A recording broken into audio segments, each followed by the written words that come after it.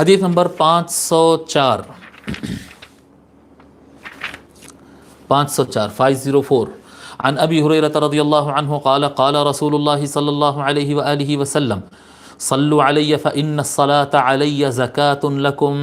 رسول اللہ صلی اللہ علیہ وآلہ وسلم ارشاد فرماتے ہیں مجھ پر درود شریف بھیجا کرو، مجھ پر درود و سلام بھیجا کرو، پس تمہارا مجھ پر درود شریف بھیجنا تمہاری دلوں کے تزکیے کے لیے ہے، تمہارے دلوں کو صاف کرنے والی چیز، زکاۃ لکم، تم کو پاک کرنے والا ہوتا۔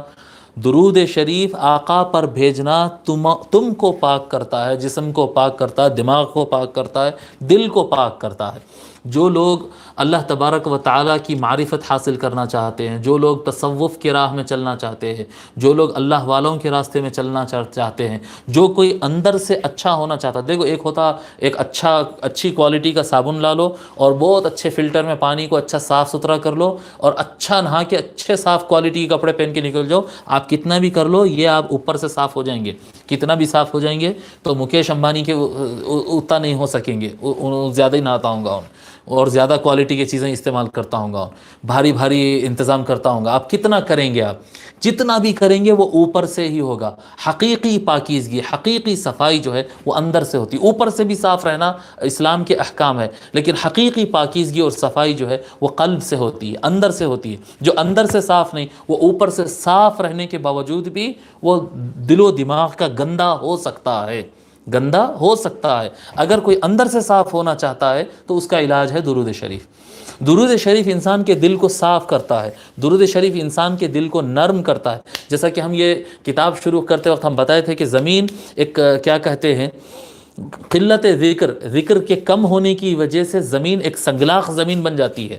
ہمارا دل جو ہے ایک سنگلاخ زمین کی طرح، یعنی سخت مٹی والا، جس میں آپ کچھ ڈالیں بھی تو اندر جاتا نہیں، تو وہ زمین پہ آپ کچھ بھی ڈالیں گے تو کوئی فائدہ نہیں ہوتا۔ اگر اس دل کی مٹی کو نرم کرنا، اگر اس پہ درخت اگانا ہے، اس پہ کھیتی باڑی کرنا ہے، تو وہ زمین کو آپ کو نرم کرنا پڑے گا، وہ زمین کو آپ کو صاف کرنا پڑے گا، کانٹیوں کو نکالنا پڑے گا، اس میں گنیٹ پتھر اور قسم کے اگر چٹان وغیرہ ہے تو اس سے زمین کو صاف کرنا پڑے گا۔ جب زمین پہ سے پتھر ہٹیں گے، کانٹی دار اور جنگلی جھاڑ ہٹا دیے جائیں گے اور مٹی کو نرم کر دیا جائے گا، تب اس پر آپ بیج اور پانی ڈالنا اور دیکھنا کیسے کھیت اور کیسے باغات اگ سکتے ہیں۔ برابر ہے۔ اسی طرح سے زمین، جو دل کی جو زمین ہوتی ہے، یہ جو دل ہوتا ہے یہ گندا ہو جاتا ہے، میلا ہو جاتا ہے، سخت ہو جاتا ہے، گناہوں کی وجہ سے یہ گندا ہو جاتا ہے، فضول کام، لغویات، خرافات، بیکار کی چیزوں سے یہ دل سخت ہو جاتا ہے۔ دل سخت بھی ہو جاتا ہے، دل میلا بھی ہو جاتا ہے۔ ان کے میلے پن کو ہٹانے اور اس کو نرم کرنے کے لیے آپ کو درود شریف پڑھنا پڑے گا، درود شریف پڑھنا پڑے گا۔ جتنا زیادہ درود شریف پڑھ سکتے ہیں درود شریف پڑھیے، اور بہت درود شریف پڑھنے کے بعد آپ جو ہے تھوڑا بھی ذکر کریں گے، تھوڑی بھی آپ نعت شریف پڑھیں گے، تھوڑا بھی آپ قرآن پڑھیں گے، دیکھنا دل کے اوپر اثر زیادہ ہوتا ہے، دل کے اوپر اثر زیادہ ہوتا ہے۔ ورنہ آپ جو لوگ درود شریف نہیں پڑھتے اور خالی جو ہے کتابوں پہ کتابیں پڑھتے چلے جاتے اور خالی عبادت پہ عبادت کرتے چلے جاتے، وہ نماز تو پڑھ رہا ہوتا لیکن نماز اس کے دل کی کیفیت نہیں بدلتی۔ وہ کتاب تو پڑھ رہا ہوتا لیکن بس وہ ایک نالج جو ہے دماغ میں بھرتے رہتا، وہ اس کے دل میں حلق سے نیچے اس کی کتابیں اترتی نہیں، صرف دماغ میں کتابیں آتی۔